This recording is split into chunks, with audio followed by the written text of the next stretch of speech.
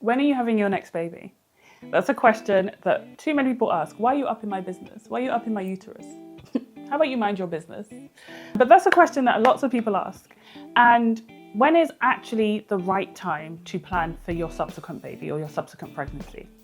When I'm on the ward, I would often quote, especially for women who've had a caesarean section, try and wait 18 months to 2 years before you have your next pregnancy. Of course, people don't listen. I've seen people come back pregnant with a due date within the same calendar year. I think they're called Irish twins. But it's a question that I was like, let me do a deep dive on that. What does the evidence actually say? And when are we counting this gap? Are we counting from the date of birth until the date of birth of the next baby? Are we counting from the date of birth to the date of conception? And that's what we're going to be talking about in this video. My name's Remy, I'm an obstetrics and gynecology doctor, I'm a mother of 2, and I have been working in the NHS for more than 10 years. I am building Her Health Room, a place for physical, mental and social recovery for women after delivery. And I think it's really, really important, not only to impact your health in the immediate term, but also to impact your health in the longer term, as well as the home, your job, and all the things that make you wholly and fully you. So in this video, we're going to dive down into what birth span is. When should you really be planning for your next baby? Should we just mind our business? Like, I think we should. But what does the evidence say? What does the evidence suggest is the best time to do it? The World Health Organization recommend a 2-year gap between pregnancies in order for the recovery of both the mother and of the baby. But what does the evidence say?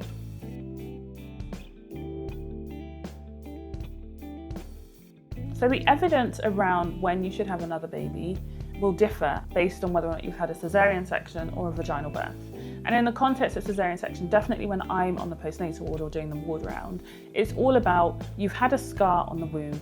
When is that scar healed enough to not only carry another pregnancy, but also sustain and survive a delivery? That risk of that scar opening up is really significant. And sometimes you might hear horror stories, I definitely have, of women who've gone on to get pregnant, and then during the pregnancy, that scar opens up and it becomes sort of life-threatening for both the mother and the baby. And that's the type of thing that you want to prevent, but that's quite extreme. There are other nuances, I think, in this topic and in this conversation that are worth having. And I say this as someone who was born 13 months after her older sister. And I blame it for why I've never really reached my full growth potential. But I kid, let's dive into it. The evidence suggests that the safest gap is 18 to 23 months. And that gap is specific from when you've delivered that baby to when you conceive the next one. So if you have a baby in January, ideally you're not then getting pregnant till August the next year. And then you would have that baby, and that baby may well then be born just sort of over 2 years from the first one. Now, like I said, I do give this advice a lot to women, and I see lots of women come back with really short gaps. I'm testament, and then they'll go on and have a baby and they'll be fine. Nothing will be wrong. But it's not about what I guess you can get away with. Actually, I should preface this video to say that this isn't medical advice. This isn't my opinion. This is just me having a look at the research so you can better inform yourself and make a decision that works for you and your family. Because I really understand the point that actually if you're starting motherhood later in life, you may well have a shorter window in which you want to achieve all your pregnancies. And if you're starting earlier in life, you have way more time in order to complete all your pregnancies. And what I found in the evidence, it's not just about how close you're having the babies or the pregnancies, it's also about how far apart you're having them and what that can mean for you. So a short gap is defined as sort of less than 6 months, between 6 to 9 months. It's found that if you're having a pregnancy within 6 months of your delivery, then that pregnancy is at risk of miscarriage, early birth, having a sort of a lower birth weight, so not reaching their full potential, which I think happened to me. But also things that can affect the mother. So if you think about it, you're potentially entering into that pregnancy slightly heavier. Therefore, there's a slightly increased risk of things like high blood pressure, diabetes, and things alongside that, even having blood clots and things like that. And then it looks at sort of a longer gap if you're having babies over 5 years. In practice, if a woman has had a baby more than 10 years ago, evidence has shown that she's at an increased risk of having higher blood pressure in that next pregnancy, and therefore is likely to be risk assessed as such and advised to take aspirin in that pregnancy to reduce the risk of preeclampsia, and also have scans during the pregnancy as well. So that is a documentation of a risk. In terms of when it comes to sort of delivery or going through the process of labour, It's seen that actually the longer the gap, the more likely that the muscle memory is reduced, and therefore the labour can take a long time. So again, using my own sort of family as an example, my mum had my youngest sister about 6 or 7 year gap. And she says, for someone who pushed out 5 babies, she said that labour felt like her first time. And that's something that women do report, that actually the longer you leave it,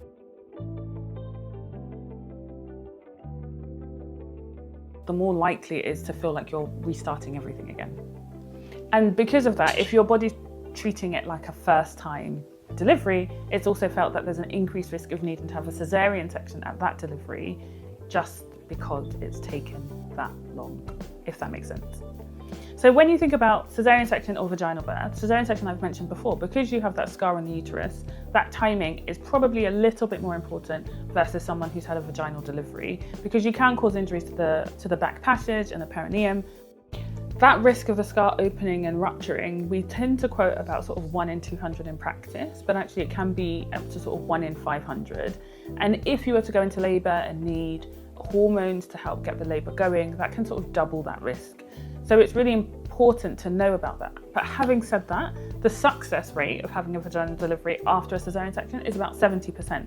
So that risk of that scar opening up is quite small, but is something to think about if you're proactively thinking about when am I going to have baby number 2, 3, 4, 5, or whatever, is if you've just had a caesarean section, do you need to give yourself a bit more time to heal?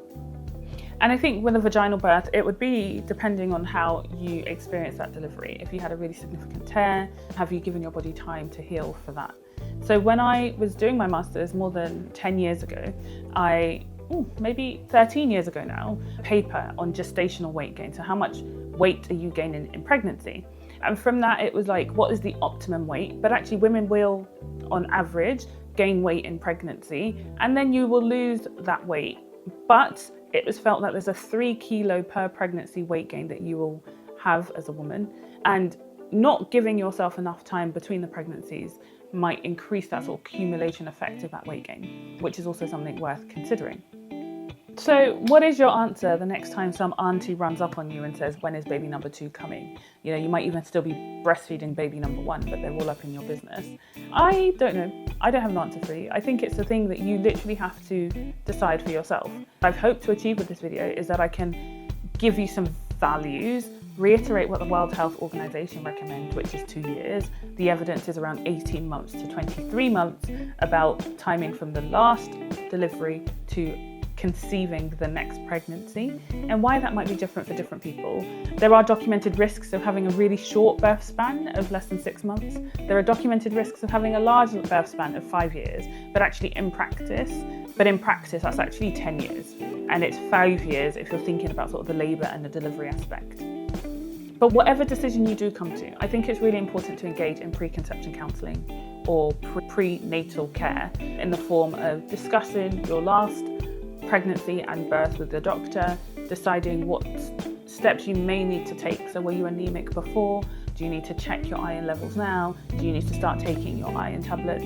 Did you have a history of diabetes in pregnancy? Has that definitely resolved? Do you need to check what your blood sugars have been doing since you conceived to make sure that that's as low as it possibly can be before you conceive again? So it's really important that not only are you thinking, oh, when am I going to have baby number 2, 3, 4, and 5, it's more about actually, if I am planning to get pregnant and I am being proactive and thinking about, am I ready for that next pregnancy, making sure that from a health point of view, that you're entering that pregnancy as healthily as you can possibly be. The evidence is out there, and if you are going to Google, make sure that you're reading reasonable resources. I'm going to link some of the resources I used in the creation of this video down below. And there is evidence, there's a lot around what does your baby need and how does that baby develop, and evidence that the longer you give each child, the more developed they'll be. But again, I'm not here to talk about what you do for your babies, I'm here about what you do for you. So leave a comment down below. What was your gap? What do you think worked best for you? What would you do differently? And I think that would be informative for people in the comments. So just have that conversation. When should you be planning your next baby? If you've liked this video, click the button, subscribe, and we'll do many, many more videos around the whole postpartum period and beyond. Stick around.